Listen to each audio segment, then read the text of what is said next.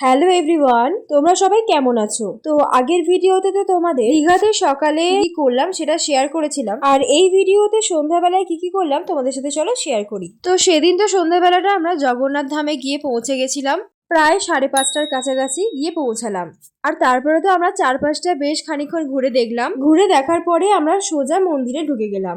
আর চারিদিকটা এত সুন্দর এত সুন্দর, কি বলবো, তোমরা একবার ভিজিট করতে পারো এখানে। আর তারপরে তো আমরা প্রসাদও পেয়ে গেলাম। তারপরে আমরা ওখান থেকে ব্যাক করলাম এবং সি বিচে এসে আমরা কফি, ঝালমুড়ি, পাপড়ি চাট এ সমস্ত কিছু খেলাম এবং গল্পও করলাম সবাই মিলে।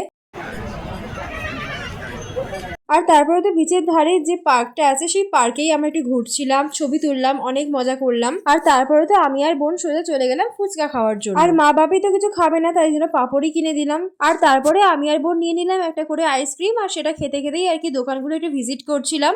আর তারপরে তো রুমে এসে রাতের খাবারটা খেয়ে নিলাম। তো এভাবেই কাটালাম দিনটা।